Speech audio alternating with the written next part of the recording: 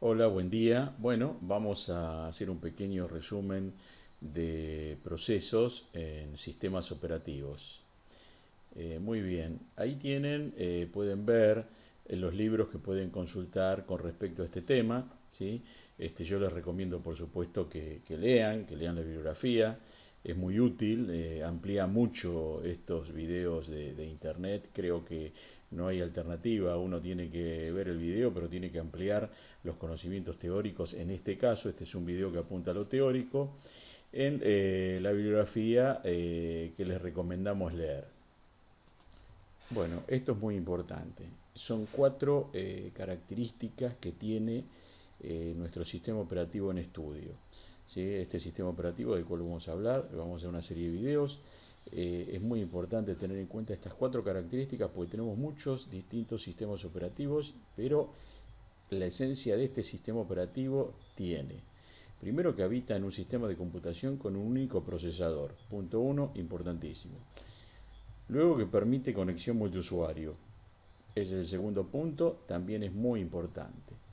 Luego, que permite la multiprogramación de procesos y en un solo procesador. Por eso decimos que es una multiprogramación concurrente. Y por último, los recursos y los procesos se relacionan de forma fuertemente acoplada. Estas cuatro características, por favor, ténganlas muy en cuenta porque de ello todos los conceptos que digamos de este tema, de sistemas operativos, en este caso procesos, se basan en esos cuatro conceptos. Bueno, comencemos viendo cómo es la imagen de un proceso abstracto, por supuesto, ¿no? De esa forma podemos representar un proceso cuando está almacenado en memoria lógica. Hay una diferencia entre memoria lógica y memoria física. Estoy hablando de memoria lógica y no estoy hablando de memoria física. Luego ustedes se encargarán de encontrar la diferencia. Este video les va a dejar más dudas que certezas, porque tienen que ampliar con la bibliografía. Así que bueno, la idea también es transmitir dudas. Ustedes van a tener que investigar muchas cosas. De las cuatro características que hablamos antes, van a tener que investigar y determinar conceptualmente con los libros cada una, ampliarla, ¿no? No solamente lo que digo yo. Bueno, esta imagen es lo mismo, ¿sí? Ustedes van a tener que ampliar cuál es la diferencia entre memoria lógica, cuál es la diferencia entre memoria lógica y física, ¿no? ¿Qué es la memoria lógica? ¿Qué es la memoria física? Por ahora vamos a decir que esa es la imagen que tiene un proceso en memoria lógica. Bueno, aquí vemos la dirección de memoria más baja, ¿sí? Y la dirección de memoria más alta, donde está almacenado el proceso. Básicamente lo que queremos decir que esto se trata de un almacenamiento en memoria lógica y por supuesto que la memoria tiene direccionamientos. Así que bueno, lo que estamos viendo ahí es una dirección de memoria que representa la dirección más baja, a partir de la cual se almacena el proceso, y la dirección de memoria más alta, donde termina el proceso. Bien, ahora estamos mostrando el espacio de memoria donde se almacena el código del programa, o sea, las instrucciones en lenguaje de máquina. En el área de datos se almacenan los datos estáticos. Los datos estáticos ustedes lo conocen, por ejemplo, como vectores, matrices, variables simples del programa. Ahí se van a almacenar, en esa área de memoria se van a almacenar todos esos datos estáticos. Luego, en el área de heap se almacenan todos los datos dinámicos, por ejemplo, listas enlazadas, árboles, pilas, colas, listas doblemente enlazadas, multilistas, etcétera, etcétera.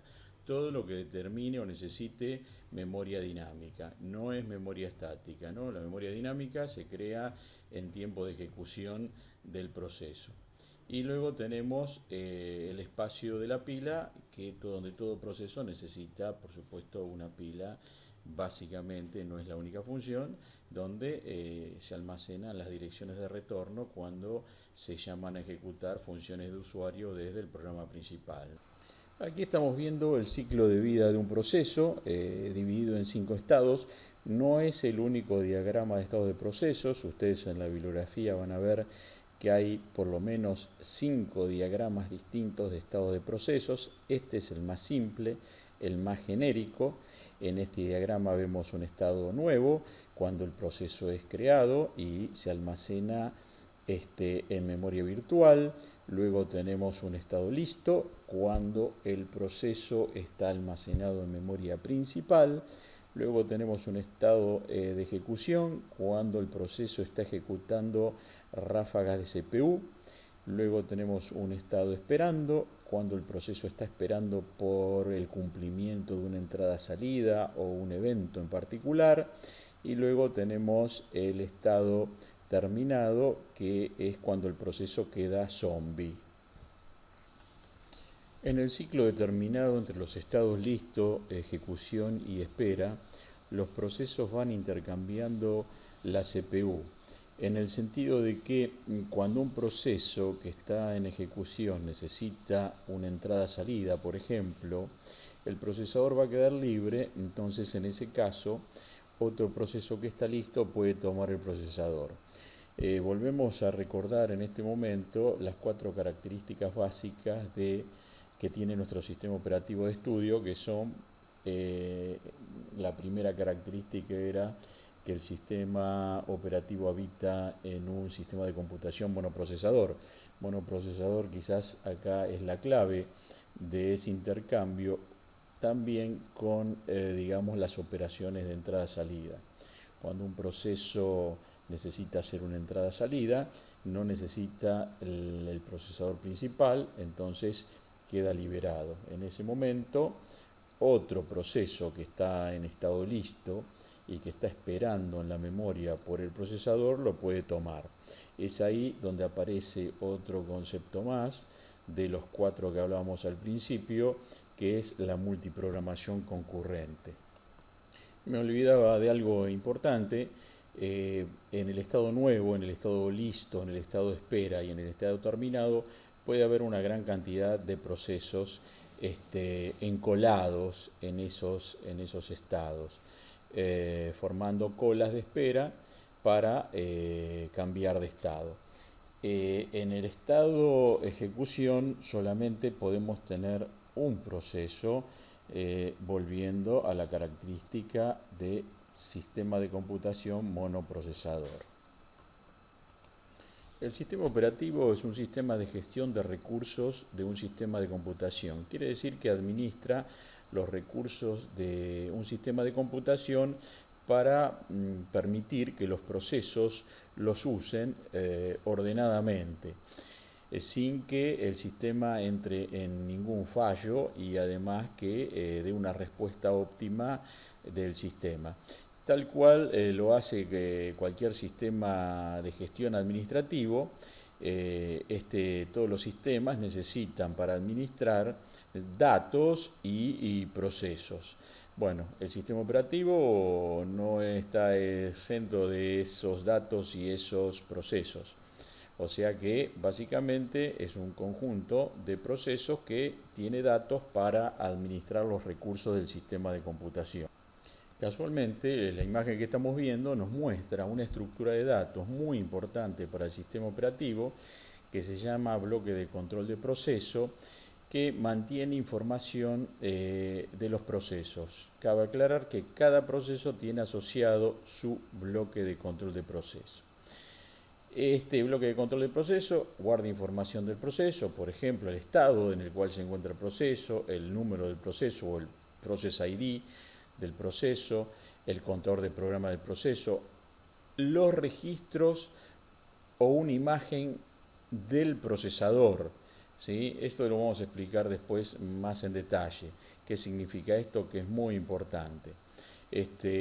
Bueno, ese bloque de control del proceso es la estructura de datos, digamos, en el caso de administración de procesos, una de las estructuras de datos más importantes. Bien, esta imagen es extremadamente simple. Ya esto es, digamos, más real, bastante más real.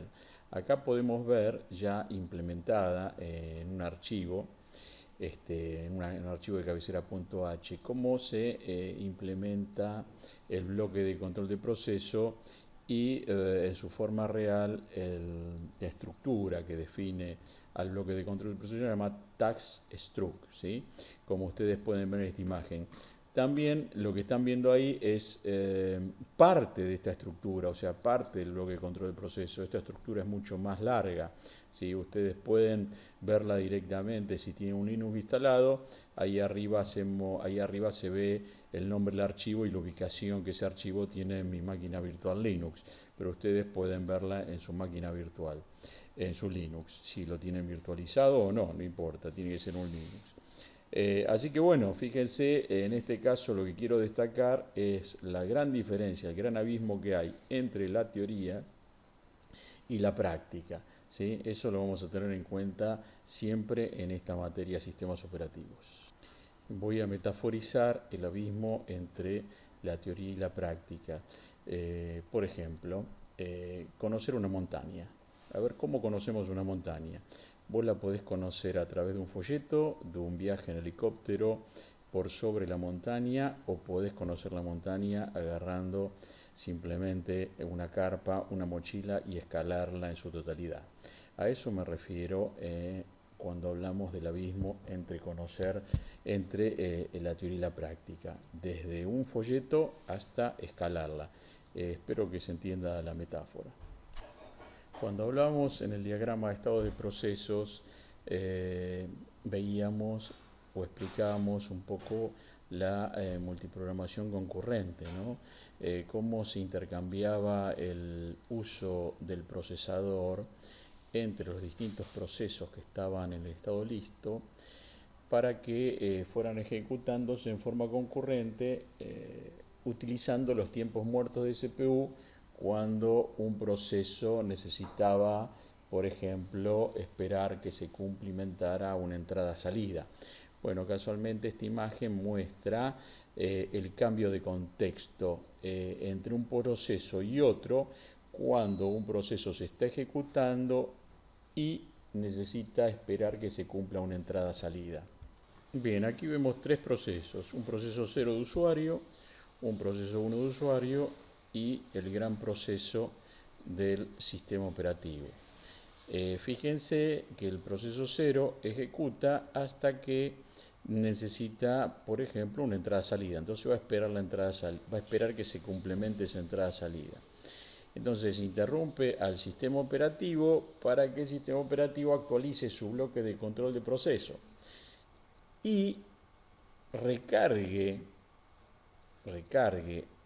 desde el bloque de control de proceso perteneciente al proceso 1 lo necesario en el procesador para que el proceso 1 siga su ejecución. El proceso 1 sigue su ejecución hasta que hace una llamada al sistema para que se empiece a proceder a su entrada-salida. En ese caso el sistema operativo actualiza el bloque de proceso del proceso 1 y recarga desde el bloque de control de proceso del proceso 0 los registros del procesador correspondientes al proceso 0 para que siga su ejecución normalmente. Bien, esta imagen intenta recrear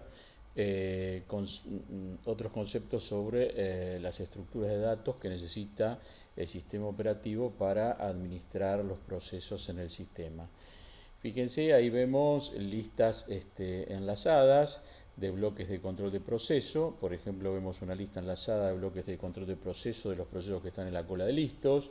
Y después vemos distintas listas enlazadas que muestran los procesos, o mejor dicho, las listas enlazadas de los bloques de procesos de los procesos que están esperando por una entrada-salida, ¿sí? Fíjense que acá tenemos los bloques de control del proceso, pero ya las estructuras, en este caso, son listas enlazadas de bloque de control de proceso que representan los procesos que están en los distintos estados, ¿sí? Bueno, esta imagen muestra los distintos motivos por los cuales un proceso deja la CPU.